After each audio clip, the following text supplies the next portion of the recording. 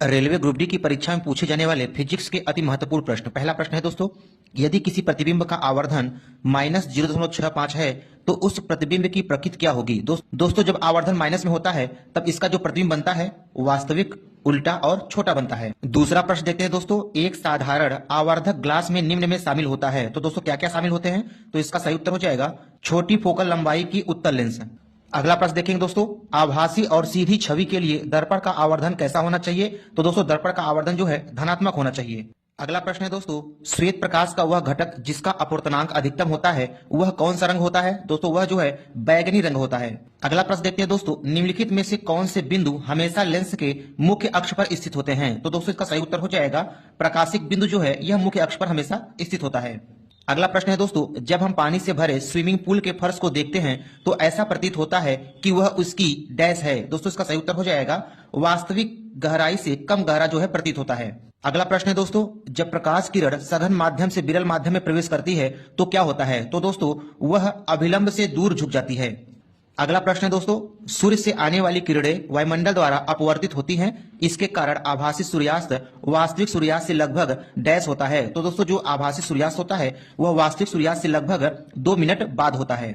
अगला प्रश्न है दोस्तों, जब प्रकाश अभिलंब के अनुदिश आपतित होता है तो हवा से होते हुए जल में प्रवेश करता है तो प्रकाश की दिशा कैसी होगी। तो दोस्तों प्रकाश की दिशा में कोई परिवर्तन नहीं होगा। अगला प्रश्न है दोस्तों, साइन आई और साइन आर का अनुपात क्या कहलाता है। तो दोस्तों इसका सही उत्तर हो जाएगा अपवर्तनांक कहलाता है। अगला प्रश्न है दोस्तों, तारों के टिमटिमाने का कारण क्या है। तो दोस्तों इसका सही उत्तर हो जाएगा हवा की विभिन्न परतों के घनत्व में परिवर्तन की वजह से अपवर्तनांक में निरंतर परिवर्तन होने के कारण तारे जो है टिमटिमाते हुए दिखाई पड़ते हैं। अगला प्रश्न है दोस्तों, किसी पदार्थ का अपवर्तनांक भिन्न भिन्न माध्यमों में प्रकाश के संचरण के सापेक्ष डैश से संबंध किया जा सकता है। तो दोस्तों इसका सही उत्तर हो जाएगा चाल से संबंध किया जा सकता है। अगला प्रश्न है दोस्तों, ये प्रश्न वेरी इंपॉर्टेंट है, जब प्रकाश जल से होते हुए हवा में प्रवेश करता है तो उसकी क्या बदल जाती है। तो दोस्तों उसकी जो है चाल जो है बदल जाती है। अगला प्रश्न है दोस्तों, किसका उपयोग करते हुए अपवर्तनांक के मान की गणना की जा सकती है। तो दोस्तों इसका सही उत्तर हो जाएगा स्नेल के नियम का प्रयोग करते हुए अपवर्तनांक के मान की गणना की जा सकती है। अगला प्रश्न है दोस्तों, निम्नलिखित में से कौन सी प्रकाशीय परिघटना सूर्योदय और सूर्यास्त के समय सूर्य की चक्रिका के चपटी प्रतीत होने को परिभाषित करती है। तो दोस्तों इसका सही उत्तर हो जाएगा वायुमंडलीय अपवर्तन। अगला प्रश्न है दोस्तों, आग के ऊपर उठने वाली गर्म वायु के विक्षुब्ध प्रवाह में दिखाई देने वाले पिंडों की यादृच्छ दुलमुल गति को निम्नलिखित में से किस परिघटना द्वारा परिभाषित किया जा सकता है। तो दोस्तों इसका सही उत्तर हो जाएगा वायुमंडलीय अपवर्तन के द्वारा परिभाषित किया जा सकता है।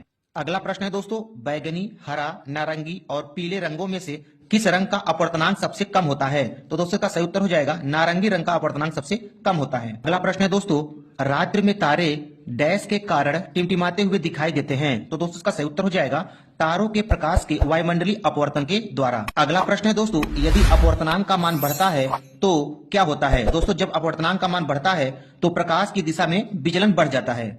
अगला प्रश्न है दोस्तों, जल में डुबोए जाने पर कोई छड़ पात्र के अंतरापृष्ठ पर चिपटी हुई प्रतीत होती है तो यह जो है किसका एक उदाहरण है। दोस्तों इसका सही उत्तर हो जाएगा प्रकाश के अपवर्तन के कारण जो है चिपटी दिखाई देती है।